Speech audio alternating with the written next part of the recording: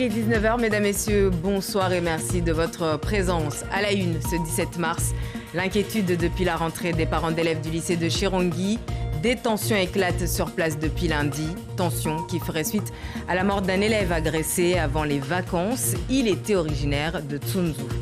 On parlera de la présidentielle et de la visite à Mayotte de Jean Lassalle. Le candidat de Résistons est arrivé en fin de journée et repart dès demain. Mais avant cela, il répondra à nos questions en direct de Combani où il s'est rendu pour visiter une exploitation agricole en fin d'après-midi. À partir de demain et jusqu'au 27 mars, les artistes s'exposent à la MJC de Kaweni. L'occasion de rafraîchir la façade du bâtiment avec une fresque. Derrière cette programmation, l'association Zangoma. Pour en parler avec nous, nous recevons ce soir Denis Balthazar, le directeur artistique de l'association. Voilà pour les titres. Soyez les bienvenus. Réunion de crise ce matin pour les parents d'élèves du lycée de Chirongui qui veulent plus de sécurité dans leur commune. Ils ont prévu de manifester demain devant le lycée Tanmalandi, inquiets de l'ambiance qui règne sur place depuis l'annonce du décès d'un élève agressé avant les vacances. Le jeune était originaire de Tsunzu. Aurélien Février, Daniel Abdou. Chirongui toujours sous haute protection ce matin. Au lendemain d'une journée de violence, les lycéens sont aux abonnés absents, remplacés par leurs parents devant les établissements. On ne peut pas accepter que ces violences viennent gangréner les études de nos enfants. On n'a jamais vécu ces violences, ce phénomène de violence. Donc nous sommes venus donc nous sensibiliser pour éviter que ces phénomènes de violence viennent s'enraciner chez nous dans le sud. Du côté du rectorat, on appelle à l'apaisement. Il faut être en mesure, dans les prochains jours, de poursuivre ce dialogue de manière à ce que chacune et chacun fasse baisser la tension, mettre de côté ces rivalités territoriales, de manière à ce qu'on puisse se concentrer sur ce qui est l'essentiel, qui sont 2 points, les conditions de sécurité, et puis les 6 semaines qui nous séparent des premières épreuves anticipées du baccalauréat. Une situation qui devrait se poursuivre demain dans les 2 lycées de Chirongui. Les élèves doivent rester à la maison, parce qu'il faut que les élèves, quand ils reviennent en cours, ils soient tranquilles, en sécurité, pour qu'ils puissent bien étudier. Un retour en classe soumis à des garanties pour un retour au calme dans le village de Chirongui. Et à noter que le maire de Chirongui, Andanouni Saïd, appelle au calme. L'actualité, c'est aussi ces chèques eau qui vont être distribués aux familles vulnérables. Le SMEAM leur donne ainsi un coup de pouce de 30 € pour leur permettre de payer leurs factures. En première ligne pour la distribution, les CCAS. Ils étaient conviés hier dans les locaux du SMEAM à Kaweni. Et ce matin, nous étions avec les agents du CCS de Kungu qui ont reçu l'équivalent de 8 800 € de chèques eau à distribuer. Géraldine, lui.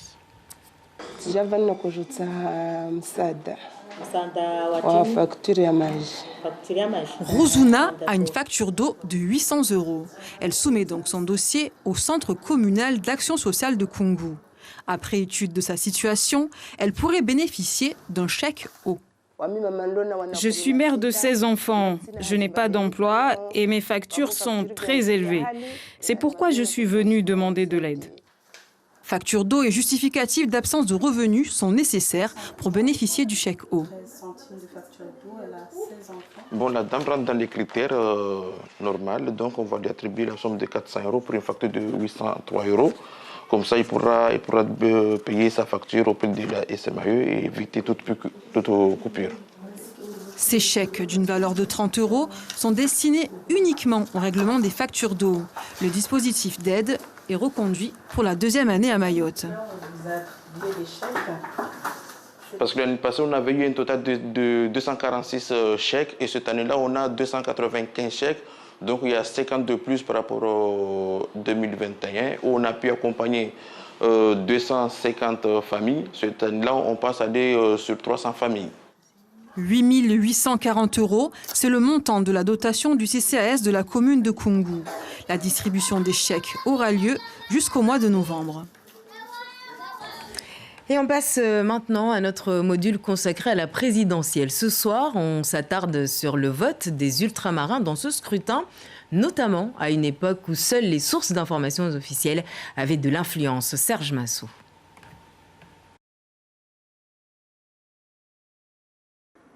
Tout commence en 1965. Les sources d'information sont alors limitées aux médias officiels. Alors, les électeurs ultramarins votent pour le plus connu, Charles de Gaulle, qui rassemble près de 89% des voix dès le premier tour.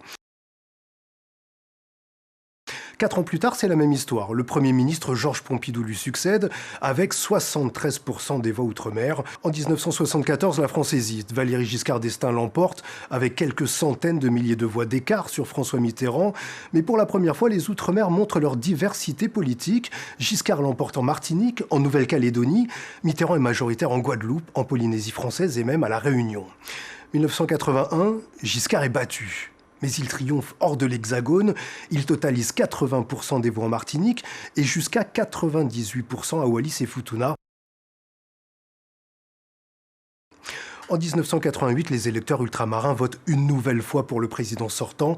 François Mitterrand rassemble plus de 50% des voix dès le premier tour en Martinique, en Guadeloupe, en Guyane et à La Réunion. En 1995, c'est l'abstention qui caractérise le scrutin dans les Outre-mer, jusqu'à 65% en Guadeloupe. Au second tour, Jacques Chirac ne devancera Lionel Jospin que de 11 430 petites voix dans les Outre-mer. En 2002, la surprise se nomme Christiane Taubira. La députée guyanaise ne rassemble que 2% des voix au niveau national, mais elle réalise 37% en Guadeloupe et même 52% en Guyane. Une nouvelle génération de candidats apparaît en 2007. Ségolène Royal, pour le Parti socialiste, rappelle qu'elle a passé une partie de sa jeunesse en Martinique. En face, Nicolas Sarkozy veut tourner la page de l'ère Chirac. Le vote pour les deux candidats s'équilibre dans les Outre-mer et Jean-Marie Le Pen ne dépasse pas les 4%. En 2012, François Hollande invoque la promesse républicaine pas complètement tenue envers les Outre-mer. Dès le premier tour, il dépasse les 50% en Martinique, en Guadeloupe et à La Réunion. Et puis en 2017, les électeurs ne savent plus vraiment vers quel candidat se tourner. L'abstention dépasse les 50% en Outre-mer au premier tour et les électeurs donnent leur préférence à Marine Le Pen, c'est inédit, suivi de Jean-Luc Mélenchon. Au second tour, Emmanuel Macron sera élu avec 75% des suffrages dans les Outre-mer. Et dans la course à la présidentielle cette année, pour la seconde fois, Jean Lassalle, le candidat de Résistons, est arrivé à Mayotte cet après-midi pour quelques heures avant de regagner La Réunion. Il s'agit de son deuxième déplacement dans l'île. La première fois, c'était lors de la campagne présidentielle de 2012. Alors, quelle réaction par rapport à sa venue? On voit cela avec Assadi Razafitseino qui a posé la question à l'aéroport. Ah, c'est Jean Lassalle. C'est Jean Lassalle. C'est la première fois que vous le voyez? Oui, bien sûr. Et qu'est-ce que vous en pensez? C'est une bonne chose qu'il vienne ici, mais après, faut voir ce qu'il va mettre en place. Faut lui demander. Moi, je peux pas. Et à la suite de votre entretien, qu'est-ce que vous avez retenu? Mais on n'a rien discuté du tout.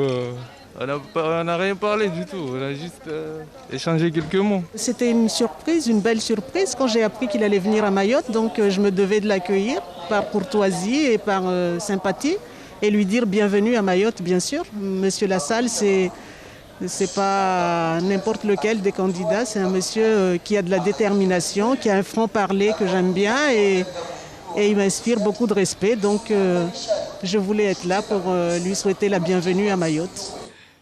Et nous allons tout de suite accompagner, retrouver Jean Lassalle, positionné au niveau du stade de foot. Bonsoir et bienvenue. Dans votre programme, vous consacrez un paragraphe sur la France ultramarine qui doit, vous dites, bénéficier de plus d'aide, d'appui de l'État.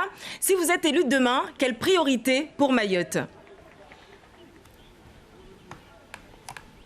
Bonsoir, cher Génial, et merci pour ce magnifique reportage que je viens d'entendre. J'espère que vous m'entendez bien, parce que j'ai beaucoup de retours sur les oreilles, donc j'espère que c'est clair. Si vous pouviez me rassurer, je vous entends très bien. Je vous disais ce que je veux apporter à Mayotte. Allez-y. Alors, voilà, ce que je veux apporter à Mayotte, c'est un peu ce que je voudrais apporter à l'ensemble des territoires ultramarins, des territoires d'outre-mer, qui font partie de notre grand pays et qui font partie de notre destin national. Le problème, c'est que nous les avons abandonnés depuis plusieurs décennies. Monsieur Lassalle, si vous aviez une priorité, ce serait laquelle? Parce que nous rencontrons par exemple ici un grand problème d'insécurité. Que proposez-vous par exemple pour contenir, endiguer ce phénomène? Écoutez, ce n'est pas le phénomène que je peux régler là ce soir. Je crois que ça passe par des accords avec les pays et territoires voisins pour qu'il y ait beaucoup moins d'immigration. L'immigration qu'ils ont est absolument insupportable en l'état actuel des choses. Mais elle doit se traiter sur un plan politique au niveau supérieur. Moi, je ne peux pas vous donner là un ou deux points. Je veux simplement vous dire qu'ils ne peuvent pas continuer à survivre dans ces conditions.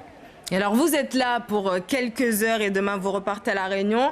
En passant si peu de temps sur notre territoire, comment convaincre les Mahorais de voter pour vous? C'est-à-dire en les voyant, et j'en ai déjà vu beaucoup. Je viens de chez Soumalia Maeva, que vous connaissez, qui est le président des jeunes agriculteurs. Et c'est vraiment un agriculteur de l'extrême. C'est parce qu'aller chez lui, c'est déjà un exploit, surtout qu'il a beaucoup plu. Il n'a plus de route, il n'a plus de chemin. Et il faut qu'il fasse des démarches pour rouvrir sa route. À partir de là, il fait des cultures vivrières, les bananes, le manioc, mais surtout le ilang, vous voyez, que vous avez ici, que vous connaissez bien sur l'île. Monsieur Lassalle, justement, on sait que les aider à s'installer et à produire. Alors, parmi vos priorités dans ce paragraphe La France ultramarine, vous voulez lutter contre les inégalités territoriales, notamment dans le domaine de la santé. Mais comment comptez-vous vous y prendre concrètement dans une île qui n'attire pas les professionnels de santé et encore moins les spécialistes? Mais comment voulez-vous qu'elle les attire dans l'état actuel des choses? S'il faut reconstruire un hôpital, il faut qu'on reconstruise, quand je dis un hôpital, c'est les moyens hospitaliers, les moyens de santé. Il faut qu'on remette des médecins, des infirmiers et des aides-soignantes. Et il faut qu'il y en ait un nombre suffisant pour qu'ils aient envie de venir. Moi, je vais ouvrir une bourse pour les médecins qui accepteront d'aller travailler sur les territoires les plus nécessiteux. C'est-à-dire que je vais payer leurs études à condition qu'ils signent un contrat pendant 6 ans au cours desquels ils vont s'engager là où la France a besoin d'eux. Voilà un exemple concret. Alors, justement, où est-ce que vous allez trouver l'argent pour ce genre d'exemple concret? Alors, je vais engager sur l'ensemble du territoire français, campagne de France, grande cause nationale, et cela me permettra de conduire à nouveau une politique digne de ce nom sur ces bouts de France chéris que nous abandonnons de plus en plus et que nous allons finir par perdre. Donc je veux campagne de France, je clôturerai cela par un référendum et je prendrai 4 milliards par an à la dotation que la France verse à l'Union européenne, qui est, je vous le rappelle, de 23 milliards. Donc ils n'ont pas besoin d'autant et eux ne peuvent pas nous aider à reconstruire notre agriculture. Ils ne peuvent pas nous aider dans l'immense effort qu'il y a à réaliser pour remettre ces îles, ces merveilleux bouts de France, au niveau de vie où ils doivent être. C'est des hommes et nous les abandonnons. Ce n'est pas digne. Dernière question. Monsieur Lassalle, hier soir, vous avez dit sur le plateau de Réunion la première, je me sens très réunionnais ce soir. Une phrase, évidemment, que vos électeurs ont envie d'entendre. Est-ce que ce soir, vous vous sentez plus mahorais que réunionnais, puisque demain, vous retournez à La Réunion? Non, en fait, je me sens très proche des Mahorais, des Réunionnais et de l'ensemble des territoires, parce que c'est toute mon enfance. Je suis fils de berger. Merci. Et celui qui a préparé ici ma venue, C'est le frère de mon frère qui est berger et il a connu exactement les mêmes conditions de vie que je connais. Donc c'est celui qui connaît qui peut les régler. Merci beaucoup Jean Lassalle d'avoir accepté de répondre à nos questions. Merci aussi à Aurélien Février qui est derrière la caméra. Nous vous le disions depuis le début de la semaine, le protocole sanitaire pour lutter contre le Covid a évolué. Le masque n'est plus obligatoire en intérieur, sauf dans les établissements de santé et les transports en commun. Mais avec les changements de règles perpétuelles ces derniers mois, pas facile pour certains de se retrouver. On fait le point avec Chafanti Alibako et Assadi Razafitseno. S'adapter à la levée des restrictions, difficile quand certains établissements semblent dépassés par la réglementation. Ansufoudine en a fait l'amère expérience. Je suis rentré, je me suis inscrit et c'est là qu'on me dit qu'on ne pourra pas me servir si je ne porte pas de masque. Le port du masque est-il obligatoire en magasin ? Depuis le 14 mars, son obligation a été levée dans tous les lieux clos, dont les commerces, les restaurants et les écoles. Mais attention, il reste en vigueur dans les établissements médicaux et les transports collectifs. La barge est-elle concernée ? Oui, même s'il y a ambiguïté. Le trajet se fait à l'air libre, alors beaucoup de passagers ne le portent pas. Moi, je porte le masque parce que moi, j'étais malade. J'avais eu la Covid l'année dernière. Et franchement, j'ai peur d'enlever complètement en zone clos, en fait. On n'est pas dans un avion, on n'est pas fermé dans un bus, mais pour autant, on fait partie du transport public de passagers. Et de ce fait, le port du masque est obligatoire. Confusion aussi du côté des taxis. Il y a quelqu'un qui veut monter dans la voiture et il ne veut pas mettre le masque. J'avais le droit de ne pas le ramener. Mais là, en ce moment, je suis au milieu, je ne sais pas exactement. Non, je ne savais pas qu'il est obligatoire. C'est pour ça que je ne l'ai pas mis. Dans la barge, l'avion ou le taxi, transport collectif, le masque est obligatoire. Comme le port du masque, le pass vaccinal est suspendu dans tous les lieux où il était exigé, sauf dans les établissements de santé. De l'art à la MJC de Kaweni, à partir de demain et pendant une semaine, l'association Zangoma, en collaboration avec la mairie de Mamoudzou, propose au public de venir découvrir plusieurs talents, photographie, peinture, sculpture et vidéo. Votre œil, votre regard sera très sollicité et c'est justement ce que recherchent les organisateurs de l'événement. Hachim Sedachim Youssouf Ahmed Matoir. La rencontre des jeunes artistes avec les plus expérimentés met de la couleur à la maison des jeunes de Kaweni.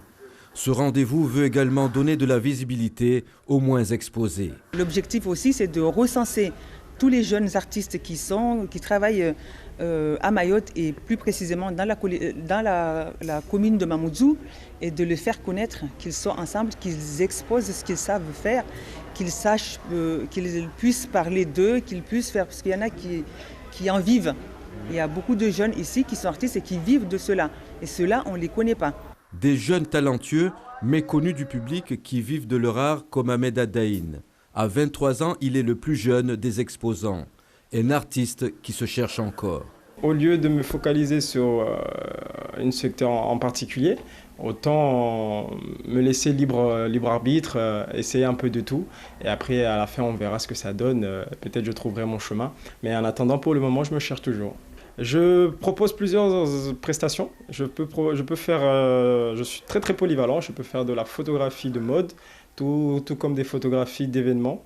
Un autodidacte passionné de photoportraits. Adaïn est l'auteur du cliché des jumelles de Sada et plusieurs autres œuvres qui ont fait le buzz sur les réseaux sociaux. Quand je voyais des photographies de très grands artistes qui faisaient des portraits, et quand je voyais le style de la photo, la retouche qui a été faite et la qualité de l'image, je me questionnais très souvent comment ils arrivent à faire ça. Et c'est là où j'ai commencé à mener ma petite enquête, à me questionner, à apprendre, jusqu'à ce que je maîtrise plus ou moins leur façon de créer. À l'MJC de Kaweni, il sera une dizaine de jeunes artistes aux côtés des plus anciens à confronter leur création au regard du public et montrer qu'à Mayotte, on peut aller au-delà des graffitis. Denis Balthazar, bonsoir. Alors vous êtes le président et directeur artistique de l'association Zangoma, qui a le cœur de rapprocher l'art du public, de tous les publics. Je suppose donc que la MJC de Kaweni n'a pas été choisie au hasard pour commencer. Bien, elle fait partie, non pas du tout. Elle fait partie effectivement des quartiers que nous souhaitons et que nous avons abordés cette fois-ci. Il s'agit plus précisément aussi d'aller à la rencontre des jeunes, tout simplement. À Kaweni, nous savons que c'est un quartier très vivant, parfois même au-delà. Et il y a aussi dans ce quartier des jeunes artistes aussi qui travaillent dans leur coin de manière silencieuse et que nous souhaitons en faire émerger. Alors justement, qu'est-ce qu'on va voir à partir de demain et jusqu'au 27 mars à la MJC de Kaweni? Quels artistes seront exposés? Est-ce que c'est que des artistes mahorais ou pas du tout? Alors l'objectif est dans le titre de l'exposition qui est « Les artistes s'exposent ». À double titre, ce qui veut dire qu'ils exposent effectivement des œuvres, mais ils s'exposent aussi au regard du public. L'objectif était de demander aux jeunes d'amener une œuvre qu'ils aiment, 2, 3 et jusqu'à 4 œuvres, et de les exposer sans aucune autre contrepartie que celle de se rencontrer. Est-ce qu'il y aura des ateliers, par exemple, proposés au public? Alors, autour de cette expo, des ateliers sont prévus au public plus jeune, moins jeune, et aussi aux habitants tout simplement des quartiers environnants, afin de leur permettre de se sensibiliser aux différentes pratiques artistiques, ce qui veut dire de la peinture et du graphe en particulier, parce que cet objectif soutenu par Zangoma en partenariat avec la mairie, c'est aussi de sensibiliser les jeunes au graffiti que l'on peut dire de sauvage ou la dégradation des murs par des gestes d'incivilité, mais aussi de leur permettre de se rendre compte qu'il y a une pratique artistique qui est le street art et qui permet de pouvoir, dans un cadre bien précis, arriver à faire de belles choses sur les... Dernière question très rapidement, une fois que cette exposition sera terminée, est-ce qu'elle sera exportée ailleurs? Parce que jusqu'ici, il me semblait qu'elle était itinérante. Oui, c'est une exposition itinérante, ce qui veut dire que nous étions à Tunzu, ensuite à la Maison des Projets. L'objectif étant d'irriguer un peu les quartiers de Mayotte, les communes aussi. Donc nous irons là où le besoin se fera sentir. Et c'est surtout une volonté de notre part. Merci à vous, Denis Balthazar, d'avoir répondu à notre invitation. Et rendez-vous donc demain au vernissage à la MJC de Kaweni à partir donc de 15h. Fin de cette édition. Merci de votre attention. Demain 13h, Siti Daroussi pour l'édition de la mi-journée. Nous, on se retrouve dans quelques instants, juste après la météo pour le journal en chinois. Très belle soirée à vous.